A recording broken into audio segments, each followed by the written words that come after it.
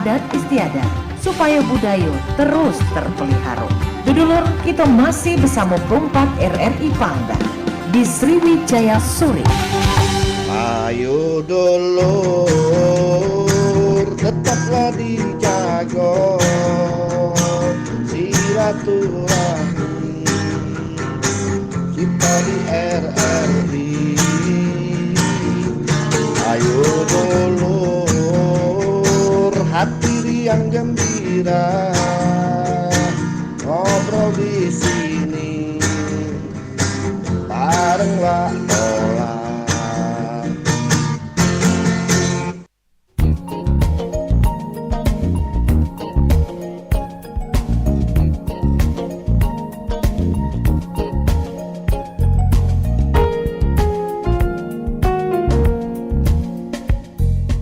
Ya, 88,4 Suara Budaya Sumatera Selatan dulu pendengar di mana berada. Seperti yang kita jelaskan di awal-awal tadi, di Sriwijaya Sore ini masuk dalam Sriwijaya Malam nantinya ada obrolan dialog budaya ya. Yang pastinya dialog budaya, dan karena mendekati pilkada di tahun 2024 ini, kita buat dialog budaya pra pilkada ya 2024 ya, yang mana bersama malam hari masyarakat pencinta sejarah budaya atau disingkat dengan Mapasaba, dan bersama foundernya langsung ada Dr. M. Idris MPD. Beliau selaku dosen sejarah dan pemerhati sejarah budaya yang ada di Sumsel, dan banyak sekali kajian-kajian, tulisan dan juga ilmu yang telah dicatat oleh beliau. Dan tema kita tentang mengenal sejarah pemilihan pemimpin daerah, tentunya dilihat dari sisi kebudayaan lokal. Langsung baik kita bersua bersama Dr. M. Idris ya. Halo, Assalamualaikum Dok. Waalaikumsalam warahmatullahi wabarakatuh. Iya. Sehat Pak Dola? Alhamdulillah sehat. Ini malam-malam ini kita ngobrol-ngobrol ya. Dan sesuai dengan tema kita tadi, ngobrolkan tentang sejarah budaya yang ada di Sumsel, hubungan dengan pemilihan pemimpin daerah. Oh iya. Jadi mungkin Pak Idris bisa mengawal dengan satu narasi atau mungkin cerita awal ya, mungkin di awal-awal. Silakan. Ya. Terima kasih. Assalamualaikum warahmatullahi wabarakatuh. Pendengar RRI dimanapun berada, selamat malam. Pilkada adalah berita yang hangat dan selalu hangat untuk diperbincangkan, baik sebelum maupun sesudah pemilihan itu sendiri. Karena selalu ada kontroversi, selalu ada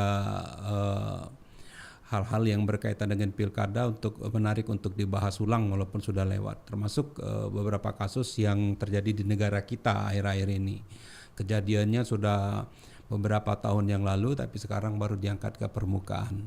Inilah fenomena yang menarik dalam masyarakat Indonesia dengan jumlah penduduk yang sangat besar, kalau tidak salah nomor 3 terbesar di dunia, nomor 3 atau nomor 4 terbesar di dunia, dengan jumlah mata pilih yang sangat besar, dengan luas wilayah, kemudian dipisahkan oleh selat, dipisahkan oleh laut, dipisahkan oleh gunung, sehingga pilkada di Indonesia atau di Sumatera Selatan ini khususnya sangat menarik untuk diperbincangkan.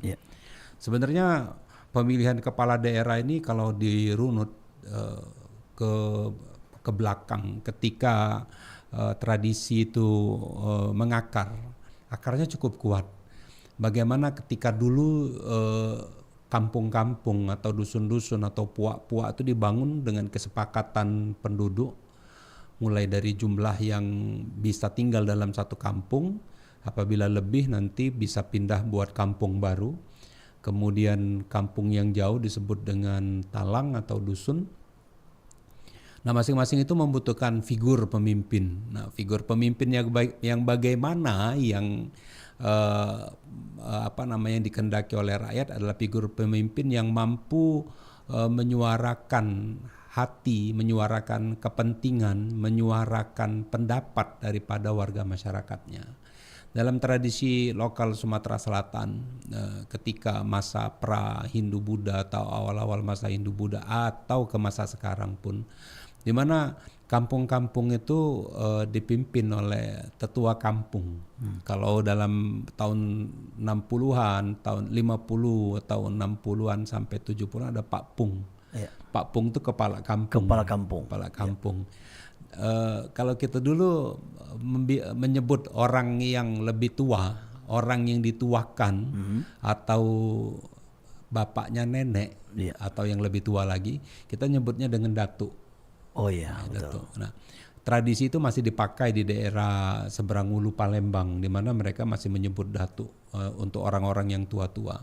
Dan ini menjadi sebuah keharusan dalam masyarakat untuk mengangkat orang yang dituakan untuk ditunjuk menjadi pemimpin komunitas yang memberikan pendapat ketika sebuah permasalahan itu timbul untuk menjadi penengah, kemudian menjadi pemimpin ketika mereka bertemu dengan kelompok sosial lainnya atau kelompok masyarakat lainnya, ketika itu terjadi pertikaian, ketika terjadi kepentingan perdagangan atau ekonomi, ada satu tokoh yang tampil ke depan.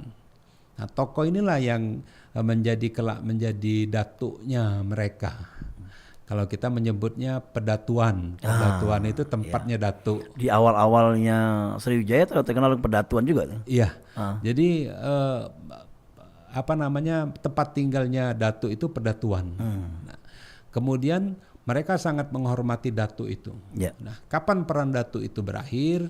Yang pertama ketika faktor usia. Kemudian kedua ketika masyarakat menginginkan pemimpin baru karena misalnya luasnya hubungan nanti membutuhkan figur pemimpin yang mampu menjalin hubungan kemitraan dengan dunia luar yang lebih luas. Maka terjadilah pemilihan kepala masyarakat yang baru yang kita sebut pemilihan datuk. Oke, ini saya cut dulu ya. Kalau itu masa kerja atau jabatannya ini ada masanya ya kalau datuk atau kedatuan di awal-awal? Tidak ada masanya sampai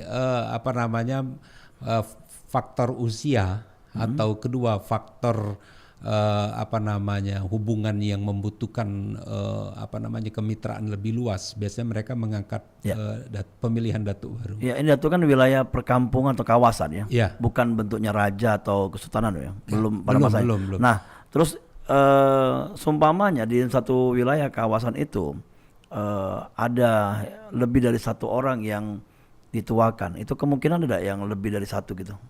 Bisa. Kalau di daerah-daerah lain mungkin disebut dengan pemangku adat atau apa gitu. Iya, benar. Para datuk ini tetap membutuhkan figur datuk yang lebih di atas datuk-datuk yang lainnya. Nah, datuk-datuk ini tidak mungkin ada dua matahari dalam satu waktu atau satu tempat. Jadi diadakanlah pemilihan yang kelak akan menjadi cikal bakal lahirnya pemilihan pemimpin. Ya. Nah, pemilihan pemimpin ini berdasarkan pertama genealogi, keturunan, yang kedua kemampuan, baik kemampuan fisik maupun psikis. Kemudian yang ketiga kemampuan berbahasa. Karena datuk ini akan menjadi penyuara kebutuhan dengan yang pihak lain. Kemudian juga kemampuan fisik dan kemampuan perang pada masa itu. Maka datuk yang dianggap mampu secara fisik dan non fisik inilah yang akan mampu memimpin kedatuan itu kelak. Walaupun banyak datuk-datuk, tapi akan dipilih datuknya para datuk itu nantinya. Dari sekian datuk tadi dalam satu wilayah ya. Iya. Bukan bisa dikatakan menempati wilayah lain seperti penjajahan atau apa gitu bukan? Ya, gini. Konsepnya gini. Ketika migrasi Iya. suku bangsa di Sumatera Selatan pada ribuan tahun yang lalu.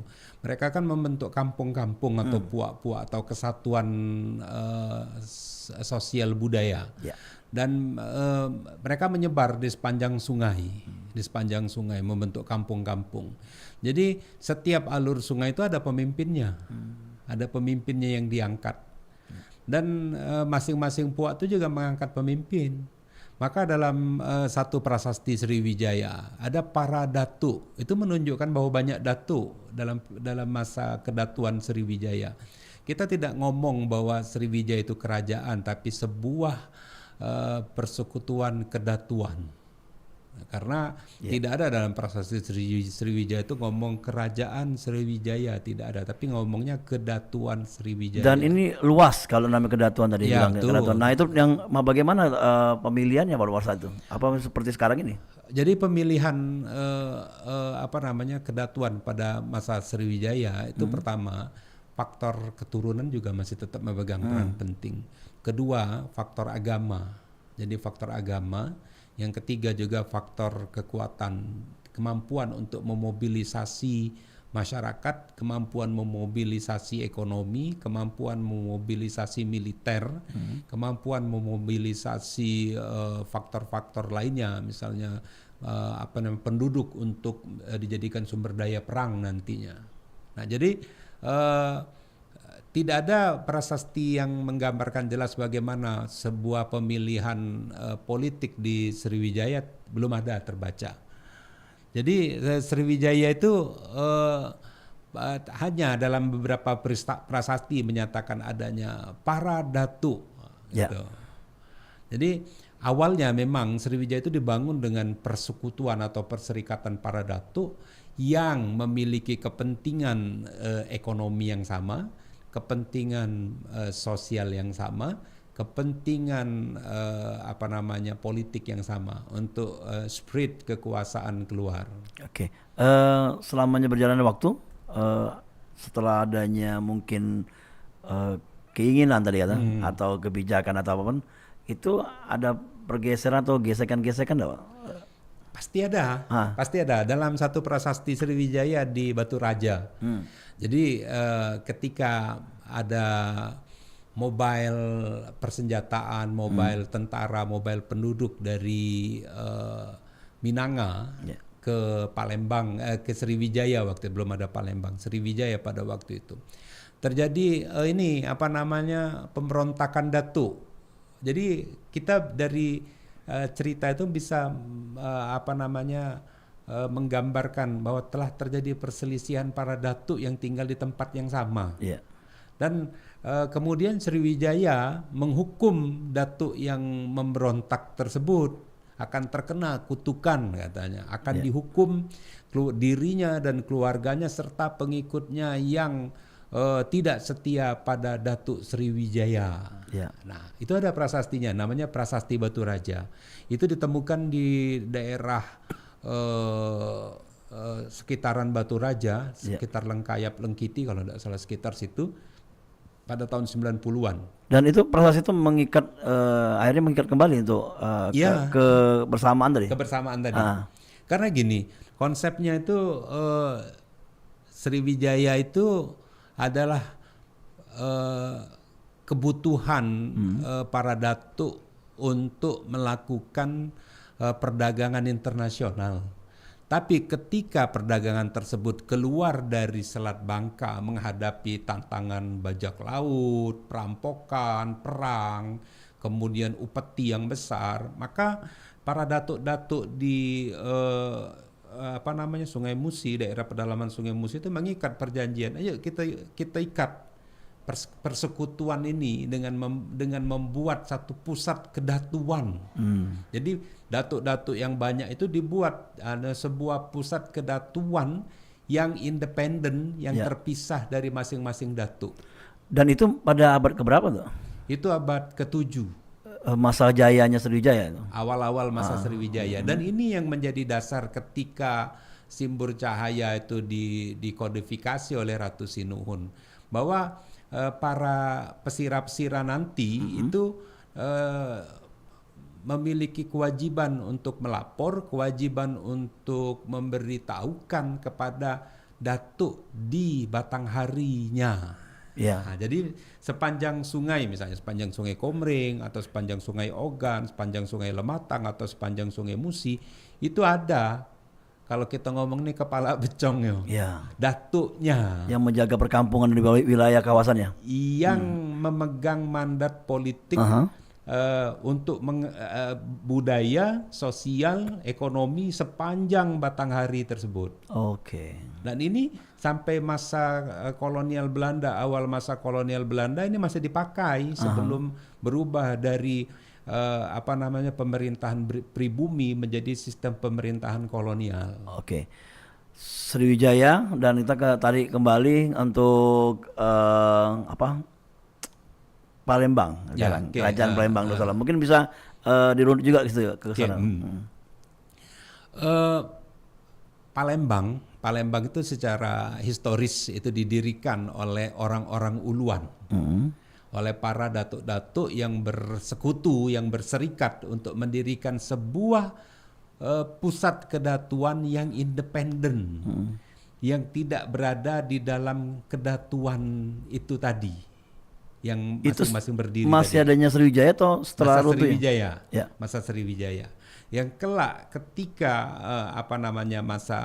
masa kemudian pusat ini tumbuh berkembang menjadi pusat kedatuan yang pada setelah Sriwijaya runtuh abad ke-11 sampai abad ke-12 diserang oleh Singosari, Palembang tumbuh menjadi kota yang independen. Independen maksudnya yang merdeka,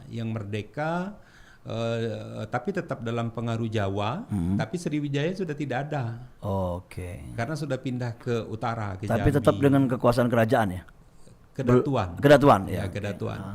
Dan Palembang kemudian tumbuh menjadi pusat ekonomi yang didiami oleh multi etnik, karena memang dulu didirikan oleh orang-orang yang dari para datuk-datuk di pedalaman. Kalau misalnya kita logika berpikir sekarang, misalnya kita pakai berandai nih, berandai kalau satu kampungnya itu 40 orang, karena sampai masa marga pun ada aturan, misalnya satu kampung itu 40 orang, satu kampung. Jadi misalnya Sriwijaya itu didirikan oleh 2000 tentara. Kalau masing-masing kampung itu menyerahkan kewajiban, satu keluarga itu menyerahkan satu orang untuk menjadi tentara, bisa dibayangkan jadi ada 50 kedatuan yang ada di dalam 50 kampung atau 50 kedatuan di pedalaman Sumatera Selatan. Jadi menunjukkan bahwa banyaknya pemimpin-pemimpin lokal di pedalaman. Ketika Palembang itu didirikan oleh migran-migran politik dari Jawa, migran-migran politik Jawa pasca perang suksesi di Demak, yang dipimpin oleh Aryo Mataram, kemudian Ki Geding Surotuwo, kemudian Raden Kuning kalau dalam sejarahnya Oku Timur maupun Ogan Ilir. Dan mereka ini kelak yang akan membangun kekuasaan bercorak Jawa di Palembang. Dengan penduduk 3 orang pendatang yang dari Tiongkok atau India, kedua penduduk asli yang memang pendatang dari uluan yang berdagang di Palembang, yang ketiga penduduk migran dari Jawa yang dibawa oleh Ki Geding Surotuwo pada abad ke-16. Itu yang dari Cina tadi mewakili seluruh ya, atau ada India atau mungkin datangnya? Jadi gini, orang Cina itu memilih Palembang sebagai tempat tinggal karena Palembang itu berstatus sebagai kota dagang bebas yang wajib didatangi oleh pelaut-pelaut Cina yang berlayar ke selatan. Jadi mereka kalau ke selatan itu wajib mampirnya di Palembang, bukannya di Tumasik atau bukan di Semarang atau Lasem, tapi wajib mampirnya di Palembang. Dan Palembang itu merupakan tempat di mana kelak akan menjadi pusat transaksi perdagangan internasional pertama sebelum mereka spread nyebar Ya. ke utara, menyebar ke barat, menyebar ke timur para pedagang-pedagang Tiongkok ini. Dan keunikannya lagi ketika para bangsawan Jawa itu ke Palembang, mereka dihadapkan pada sebuah kenyataan politik bahwa di Palembang itu sudah ada kekuatan politik lain selain daripada Jawa, yaitu Cina dan Melayu. Cina dengan kekuatan politik sebagai daerah bebas yang ditetapkan sebagai wajib mampir bagi pedagang-pedagang Tiongkok. Kedua, orang Melayu sendiri sudah menjadikan Palembang itu sebagai pasar. Dari uluan itu pasti jualannya di Palembang. Iya. Dan inilah yang menjadikan Palembang hidup. Dan ini ketika bangsawan Jawa itu datang ke Palembang, maka dihadapkan pada dua kekuatan politik. Pertama, kekuatan politik lokal. Kedua, kekuatan politik Tiongkok yang ada di Palembang ini. Dan terjadilah nanti negosiasi politik dan negosiasi ekonomi antara Jawa, Melayu, dan Tiongkok di Palembang itu. Oke, ini sudah masuk ke modern yang ada di Palembang yang Ya, pada masa betul. itu. Dan ada perubahan lagi pemilihannya atau mungkin untuk memilih pemimpin di bisa dikatakan itu Bandar Syah Bandar ya atau bentuknya sudah kedatuan kerajaan gitu. Gini. Pasca runtuhnya Sriwijaya, Ya. Palembang itu tetap menjadi kota dagang. Walaupun statusnya tidak semegah ketika menjadi pusat Sriwijaya pada abad ke-7 sampai ke-9 karena periode pasca penaklukan Bangka kan Sriwijaya juga meluaskan kekuasaan ke Jawa. Kemudian pasca runtuhnya kekuasaan Sailendra Jawa mereka move ke Jambi itu. Sudah ke Jambi terus ke Riau, ke Sumatera Utara, nanti terus move-nya ke utara. Dan ini uniknya, Palembang tetap tumbuh menjadi kota dagang yang utama. Palembang tidak dihapuskan dari peta politik Tiongkok, tidak dihapuskan dari peta politik Majapahit, Singosari, tetap Palembang menjadi inceran. Karena statusnya itu tadi sebagai kota pelabuhan internasional oleh pedagang Tiongkok yang berlayar dari Tiongkok ke selatan. Itu pemilihannya apa? Memang bandara besar atau amannya di Palembang? Iya. Palembang itu dipilih sebagai kota pelabuhan besar bagi yang wajib mampir bagi orang Tiongkok pertama karena ketersediaan bahan makanan yang melimpah dan murah. Ya. Beras, ikan, daging itu murah di Palembang dibandingkan di Jawa. Kemudian yang kedua, ketersediaan air bersih yang melimpah. Air Sungai Musi yang bersih yang melimpah sangat banyak. Kemudian yang ketiga, Palembang itu aman dari gangguan badai ketika musim angin ketika bulan September sampai bulan Februari itu mungkin musim angin jelek di Laut Cina Selatan. Palembang itu aman dibandingkan dengan pantai utara Jawa yang terganggu oleh sedimentasi lumpur pendangkalan. Maka Palembang ini yang paling aman dibandingkan dengan Jambi sekalipun. Nah, Jambi walaupun airnya bagus, sungainya bagus, tapi ketersediaan bahan makannya tidak sebaik Palembang. Pada masa itu. Pada masa itu, maka Palembang itu destinasi pelabuhan perdagangan pertama yang wajib didatangi kalau kita mau mengisi stok bahan makanan, mengisi stok air bersih maupun untuk transaksi perdagangan. Karena apa? Di pedalaman itu ada puluhan puak-puak. Para datuk-datuk itu yang ekonominya mapan secara finansial dari penanaman padi dan hasil beras maupun hasil hutan lainnya. Yeah. Maka Palembang itu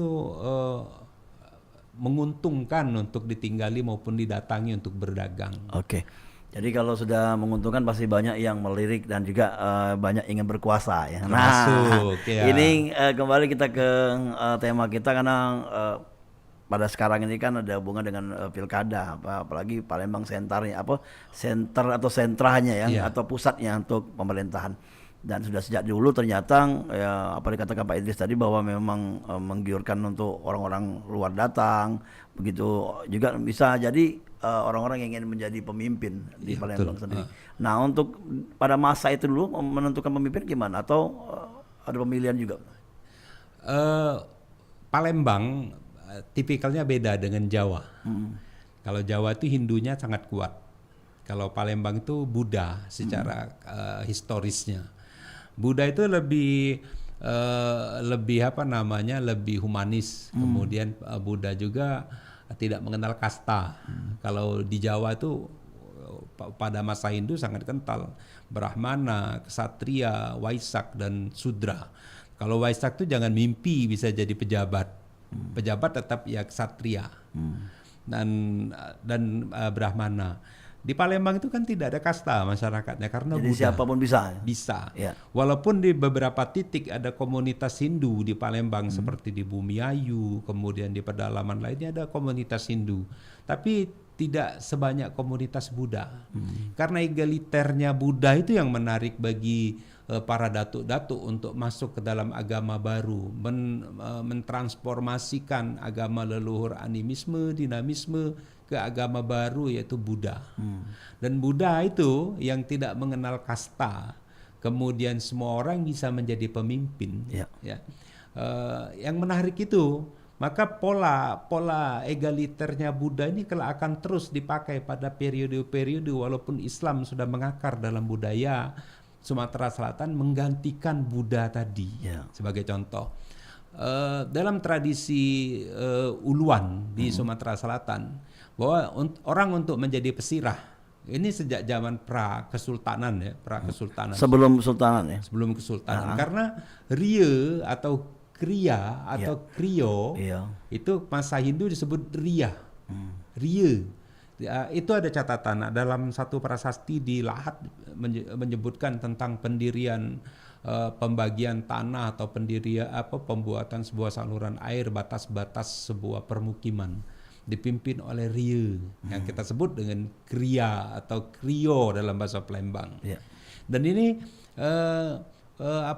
menunjukkan bahwa terusan tradisi pemilihan kepemimpinan tradisional pra-Hindu Buddha yang berdasarkan kekuatan fisik, non-fisik, kemampuan berbahasa, kemudian kemampuan memimpin itu dipakai, di-recycle terus. Siapa yang bijaksana, siapa yang bisa memimpin itu yang menjadi ketua ya. Ketua memiliki kekuatan fisik dan non fisik tadi. Sakti lah maksudnya. Ya, karena banyak cerita rakyat menggambarkan bagaimana seorang ria atau kriya itu diangkat berdasarkan kemampuan metafisik, kemampuan fisik, kemampuan berbahasa, kecerdasan berbudayanya diangkat menjadi seorang pemimpin dan dipilih oleh penduduk dusun itu.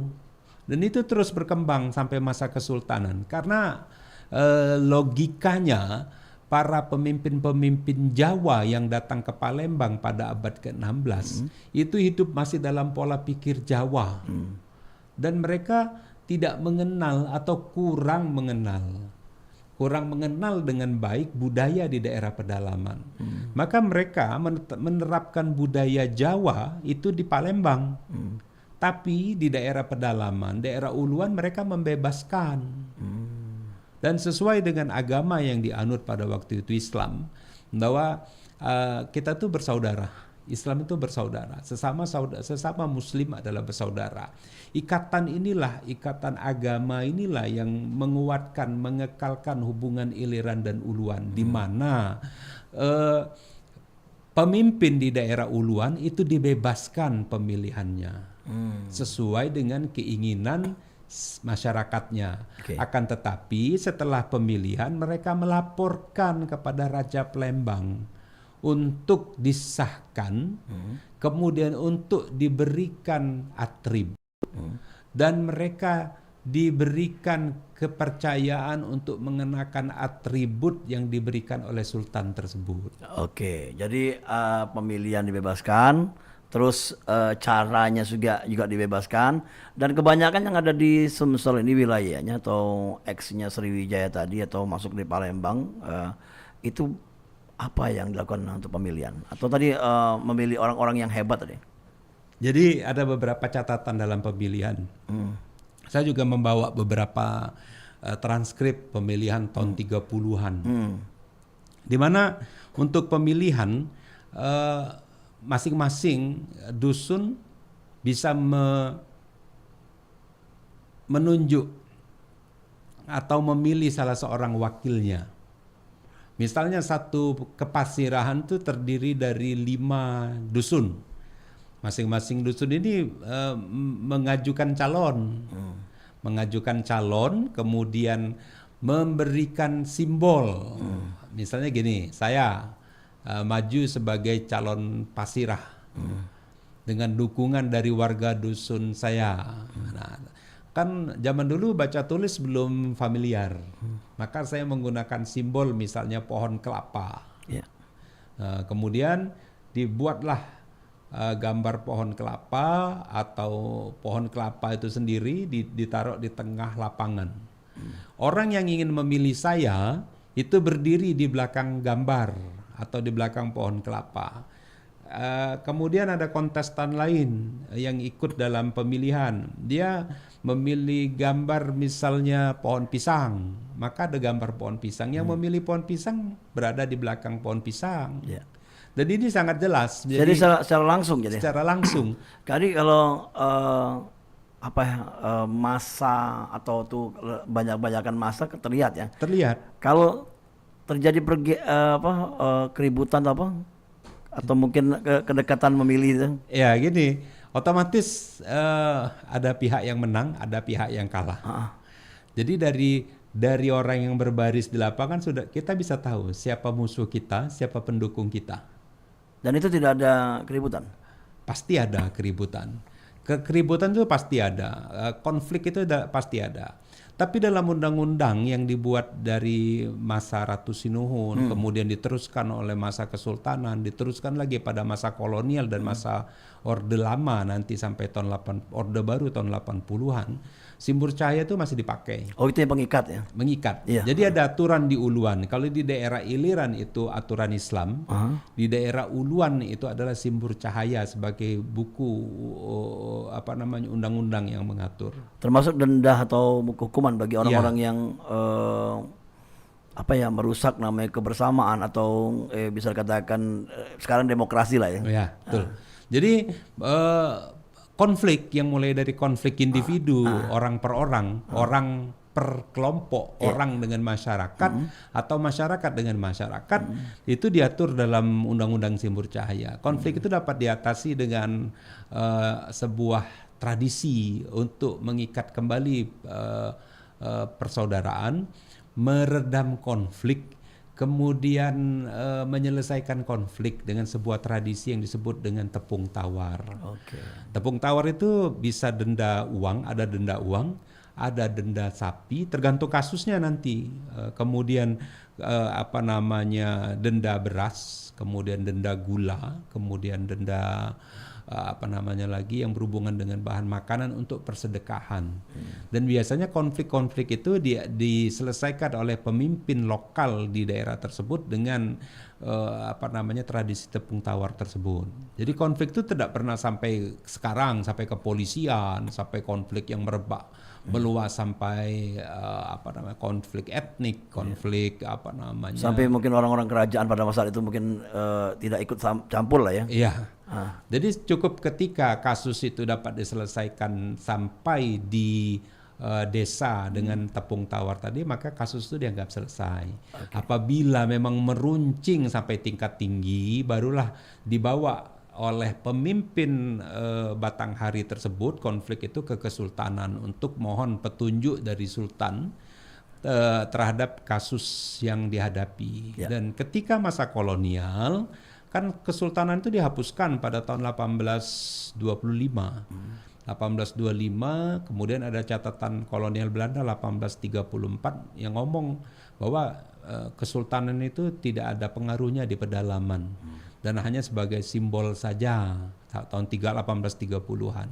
Jadi untuk mengatasi konflik itu, Belanda pun masih memakai aturan yang dibuat dalam simbol cahaya tersebut. Itu yang lebih ngenoh ke masyarakat. Iya. Iya. Karena memang dalam pemerintahan Belanda kan ada 2 sistem hukum Ya. yang dipakai oleh Belanda. Innelandbestuur dan Binnenlandbestuur. Jadi Binnenlandbestuur itu khusus untuk mengatur pemerintahan dalam negeri, tanah jajahan untuk penduduk orang Belanda atau orang Eropa atau Timur Asing. Kemudian untuk orang pribumi itu ada Innelandbestuur. Oke. Jadi pemerintahan dalam negeri pribumi kalau di Sumatera Selatan dipimpin oleh pesirah.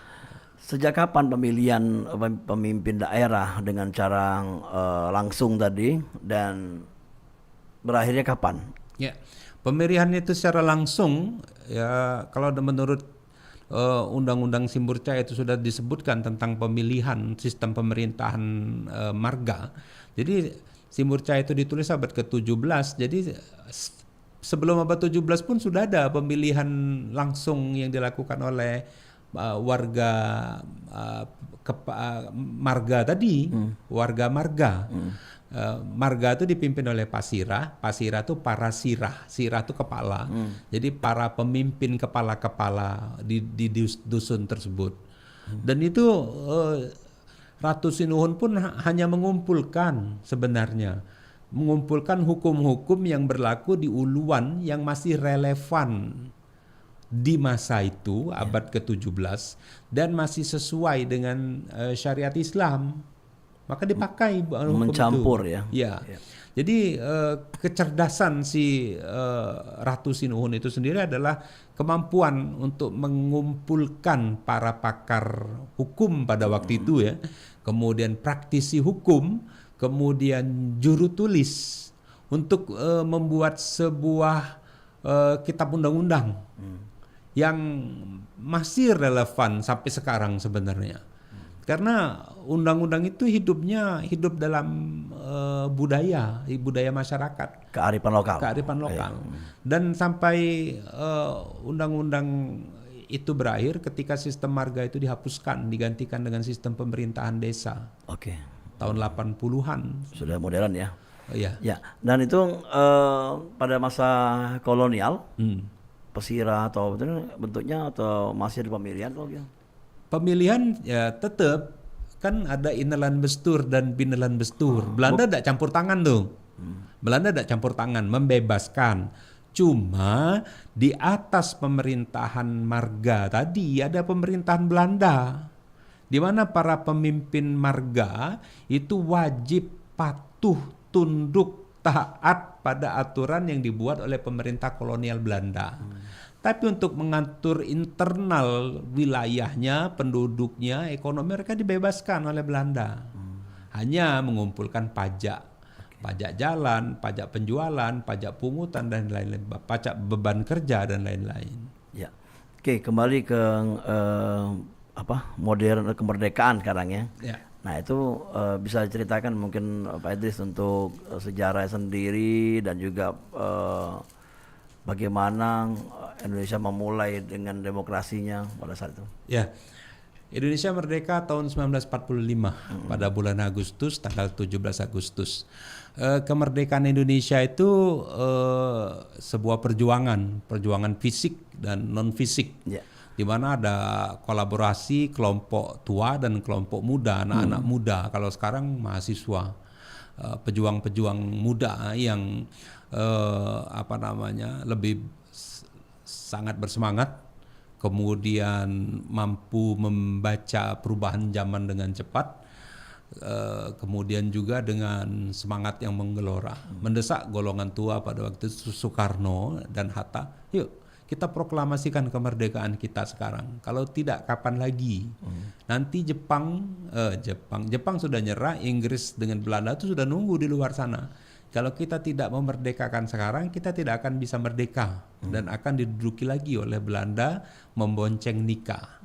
Dan kemerdekaan Indonesia itu menurut golongan tua adalah kemerdekaan yang terlalu dini. karena kita tidak mempunyai persiapan sama sekali. Persiapan uang, persiapan administrasi, persiapan sumber daya manusia, karena Belanda kan banyak menghabisi pejuang-pejuang pinter kita. Dan ini menjadi tantangan bagi pendiri Indonesia pada awal kemerdekaan Indonesia. Karena apa? Dengan segala keterbatasan, uang pun tidak punya, hanya mengharapkan bantuan dari para donatur untuk Indonesia merdeka. Dan otomatis undang-undang itu belum siap. Kita hanya punya Badan Persiapan Kemerdekaan Indonesia yang mendesain undang-undang, yang mendesain dasar negara, yang mendesain perangkat negara pada waktu itu. Dan kita belum mapan secara hukum pada waktu itu. Sehingga kita masih mengadopsi peraturan-peraturan Belanda. Ya. Seperti KUHP lah yang masih kita pakai, dan juga sumber daya manusia yang masih kita pinjam sampai tahun 55. Setelah tahun 55 barulah kita melepaskan orang-orang asing untuk pulang ke negaranya. Dan pemilihan pemimpin pada saat setelah kemerdekaan itu dimulai tahun berapa? Jadi mulai tahun 45 itu kan pemilihan presiden itu kan kesepakatan. Kesepakatan menunjuk Soekarno pada waktu itu dan Hatta sebagai wakil. Dan itu merupakan salah satu bentuk pemilihan tradisional yang ada di Indonesia dengan mengangkat tidak ada pemilu. Pemilu kan baru tahun 50-an, tahun 55 pemilu pertama.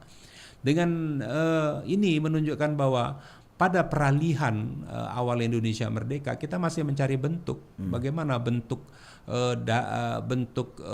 pemerintahan yang cocok untuk Indonesia. Kita pernah coba tuh pada tahun 45 sampai tahun 55 ada pergantian undang-undang, pemilihan presiden, pemilihan perangkat, semua diatur masih coba-coba, karena mulai dari demokrasi, kemudian kita masuk ke liberal, masuk terpimpin, masuk kembali kepada demokrasi Pancasila.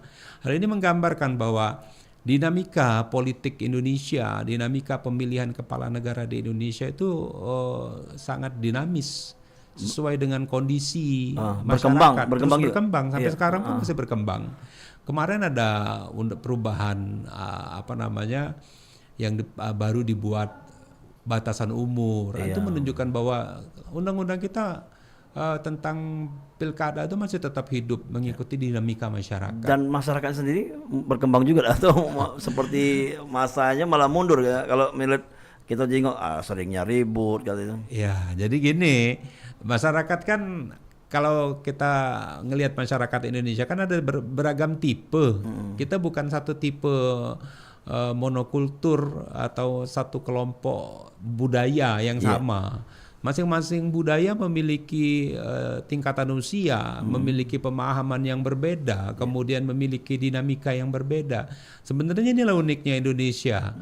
Pemimpin yang mampu memimpin Indonesia atau mampu memimpin Sumatera Selatan adalah seorang pemimpin yang mampu mengatasi beragam konflik, yang mampu mengatasi beragam kepentingan, kemudian mampu merangkul beragam kelompok yang berbeda-beda. Itu uniknya. Tokoh yang harusnya ya gitu. Yang bagusnya. Yang bagusnya ya. Yang idealnya, karena apa? Pemimpin itu tidak hanya harus cakap, memiliki kemampuan memimpin saja, tapi juga memiliki kemampuan berbahasa, kemudian memiliki kemampuan budaya, memiliki kemampuan strategis lainnya, seperti mendesain ekonomi, kemudian mendesain ke depannya bagaimana perangkat undang-undang itu dikembangkan atau diperbaharui sesuai dengan undang-undang negara Indonesia. Hal ini yang menariknya, figur pemimpin bagaimana yang baik. Memang manusia tidak ada yang sempurna kan, tapi kita mempunyai parameter-parameter.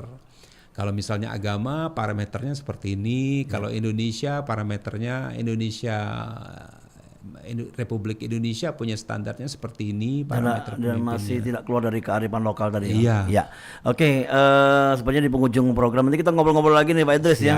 Siap. Untuk masih ada sekitar berapa menit, 5 menit atau ya kita penutup dari seluruh apa yang kita bincang-bincangkan ini. Tentunya kita berharap nantinya ini kan pilkada serentak ya. Iya. Dan pengennya ini aman. Aman. Nah, yang pertama Ya, aman dulu ya. yes, ya. Hasilnya nanti kalau gimana, apakah dapat pemimpinnya sesuai dengan masyarakat atau pemilihnya, dan pastinya apa yang bisa menjadi masukan atau harapan dari Pak Idris yang menutup dari obrol-obrol kita nih. Ya. Pesta ini adalah pesta demokrasi terbesar.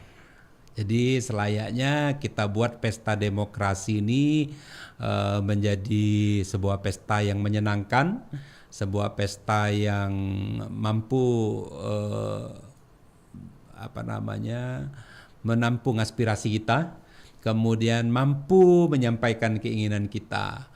Jadi ketika kita diberi hak untuk menyampaikan suara, sampaikan suara itu dengan baik sesuai dengan kata hati kita.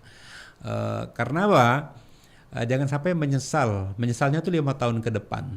Jadi pilihlah sesuai dengan kata hati kita, kemudian pilihlah yang terbaik sesuai dengan kondisi, sesuai dengan kemampuan yang akan kita pilih, kemudian sesuai dengan norma aturan yang berlaku. Karena apa?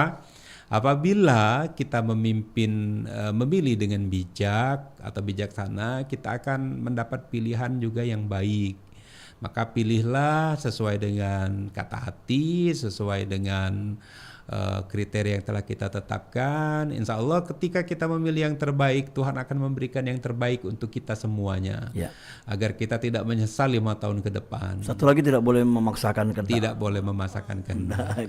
Jadi pilkada ini insya Allah ke depannya semoga berjalan dengan baik. Amin. Kemudian juga melahirkan pemimpin-pemimpin masa depan yang memikirkan kepentingan rakyat banyak, yang mampu menyuarakan kepentingan rakyat banyak, bukan hanya satu orang atau golongan, tapi seluruh rakyat Sumatera Selatan dan rakyat Indonesia. Ya, itu harapan kita bersama ya. Bersama. Terima kasih Pak Idris, nanti kita ngobrol-ngobrol lagi ya di lain kesempatan. Insya Allah. Dan ini ada beberapa penggalan-penggalan yang belum tersampaikan nanti di sesi berikutnya. Dan yang pastinya masih dalam obrolan dialog yang kita menuju ke pilkada nantinya. Dan terima kasih Pak Idris. Assalamualaikum. Waalaikumsalam warahmatullahi wabarakatuh. Ya, dulu pendengar, kita sudah ngobrol-ngobrol banyak bersama Dr. M. Idris MPD ya. Yang pastinya beliau ini selain dosen ya, dekan juga Pak ya. Iya, sampai sekarang. Wakil dekan di Universitas PGRI Palembang dan peneliti serta pemerhati sejarah budaya yang ada di Sumatera Selatan ya. Jadi cocoknya apa yang kita ngobrol ke tadi, beliau ujung Palembang ngelotok kering lah ya. Sehingga baca yang kita ulas lagi apa yang nantinya kita bisa sampaikan untuk pendengar di mana pun berada. Sampai ketemu di obrolan berikutnya, dan setelah ini ada program Belajar Sumba Berdendang.